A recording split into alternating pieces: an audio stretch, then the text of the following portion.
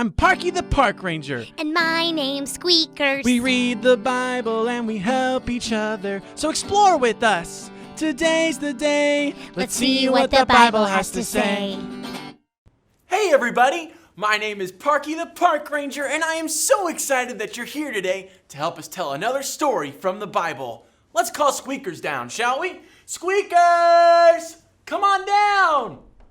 I'm coming. Hi, everybody. Hey everybody, Squeakers is finally here. Squeakers, will you help me tell another story from the Bible today? Oh, I'd love to. Where are clues, Parkie? I'm glad you asked. Here's our first clue. Now, what exactly is this? It looks familiar. That's a cup of water. Oh, it sure is. Let's go ahead and move on to our second clue. Now, I know this is a picture, but what is this a picture of?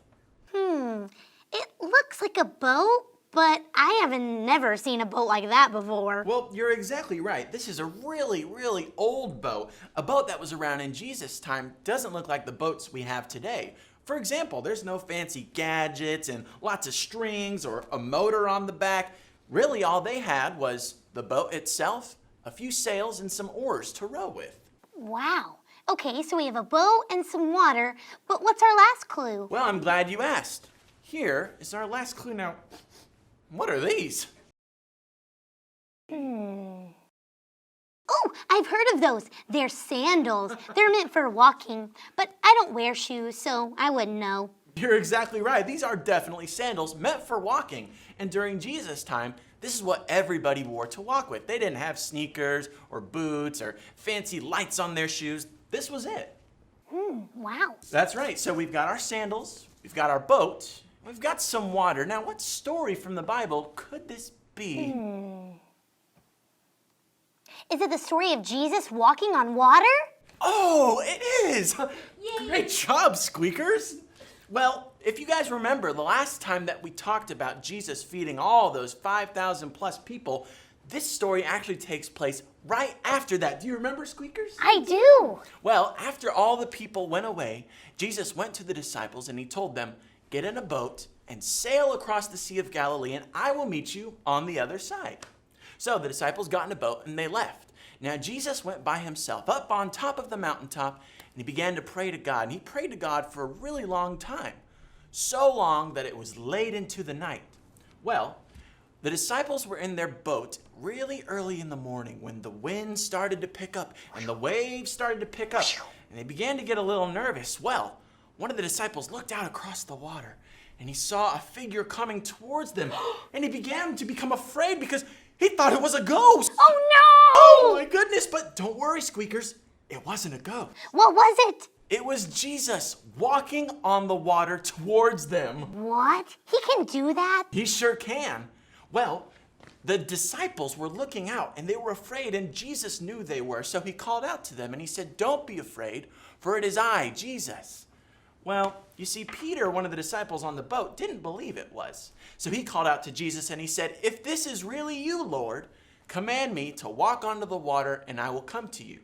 So what happened next? Well, I'm glad you asked that. Jesus did exactly that. He said, "Peter, come."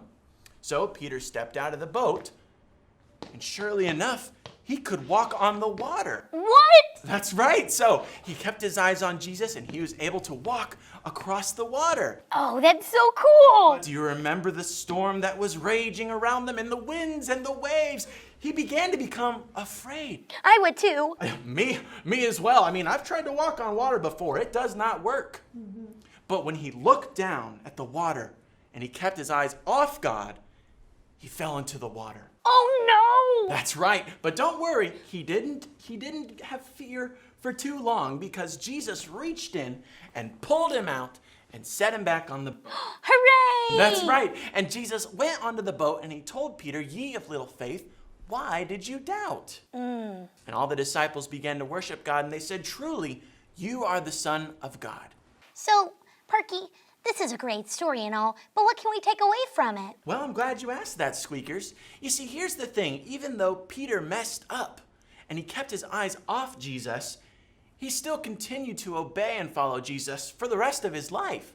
He brought many, many people to God through his works and reaching other people for the rest of his life.